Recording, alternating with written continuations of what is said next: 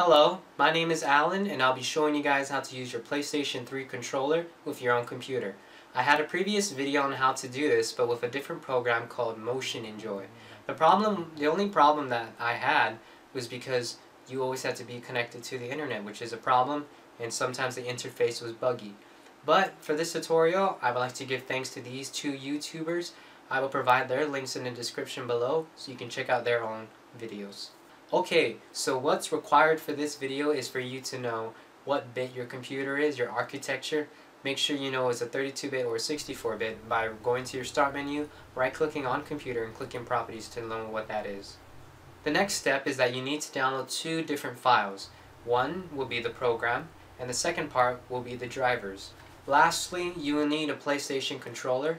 I'm using a PS3 controller, and also the PlayStation wire in order for you to connect it. Later in this video, I'll be showing you how to connect your controller wirelessly, but in order to do this, please have a USB Bluetooth dongle, and they priced around from 99 cents to about $8 depending where you live.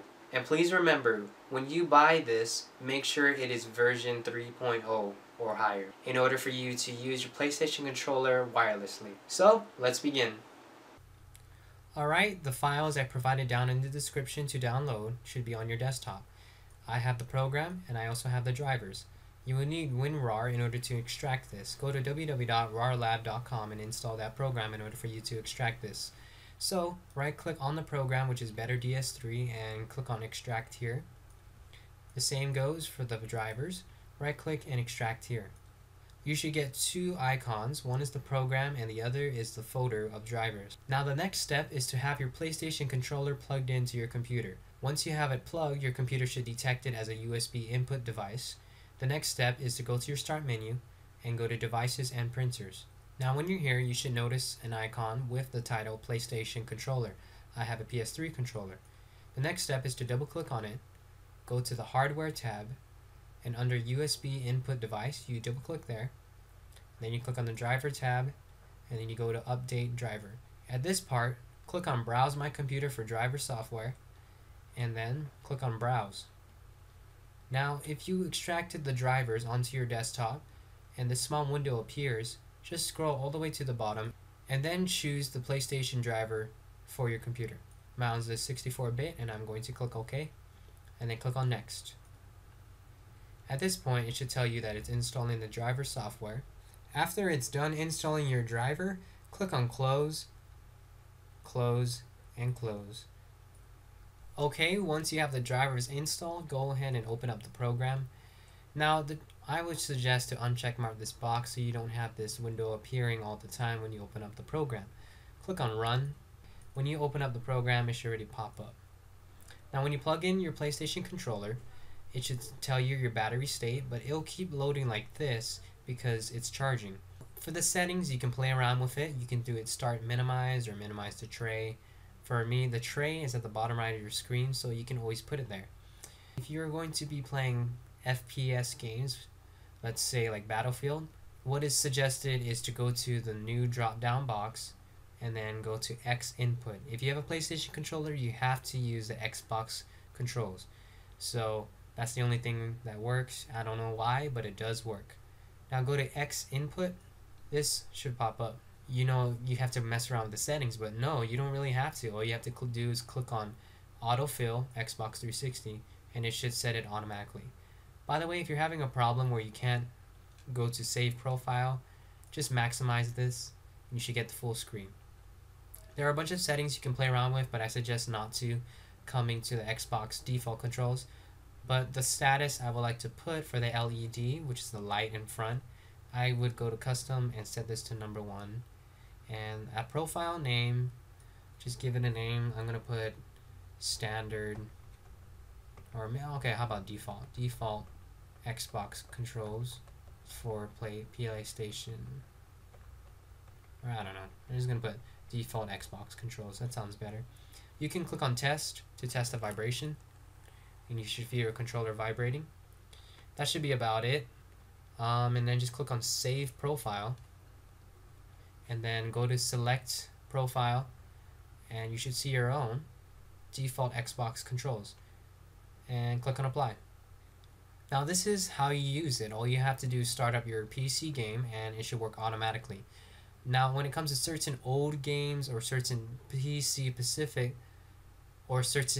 specific games, you will need to adjust it with keyboard and mouse.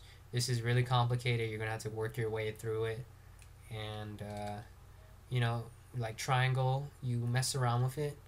You know, the numbers on the keyboard or the letters meant for your game.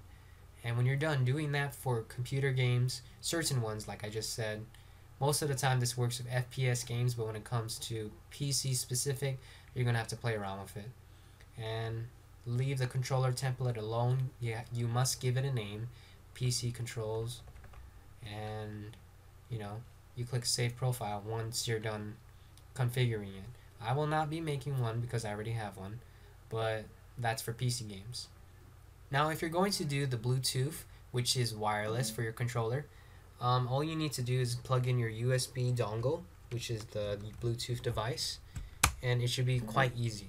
Just first let your computer recognize it, and once you plug in your USB Bluetooth dongle, go to your start menu, devices and printers once again, and then you should notice an icon that looks like your Bluetooth or USB thumb drive. Double click on it, click on hardware, and where it says generic Bluetooth radio, you must double click on that, go to driver tab, and then update driver, and go to the same folder, which is what we used for the controller. So make sure it's from your desktop or wherever you save that folder. Hit OK, then next, and it should install your driver software for your Bluetooth device to recognize your controller. Okay, now that it's successfully installed it, Motion Enjoy Virtual X Input Device for Windows. Alright, and then you just close it all. Just close it. Go back to the program. I'm going to set mine, I guess, default Xbox controls, which is what I made. Now under Bluetooth pairing, just click on Set, and it should say Current Master. This is the new master, and I'm going to unplug the controller. And it will disappear, but it will come back, but with parentheses after DualShock Bluetooth. Computer should install the drivers, and if you want to test it, go to Control Panel, double click on this, and move your thumbstick around, and it should detect it easily. A little reminder, when you're about to play a game, open up DS3 and then choose the profile, and don't forget to click on apply for this controller to work. Every time before you start a game, you must do this. Now let me give you a few examples of what games this can be used for. By the way, if you do have Steam on your computer, if you hold in the middle button, which is the Xbox home button or the PlayStation home button, and you have Steam open, and when you hold this in, Steam interface should arrive.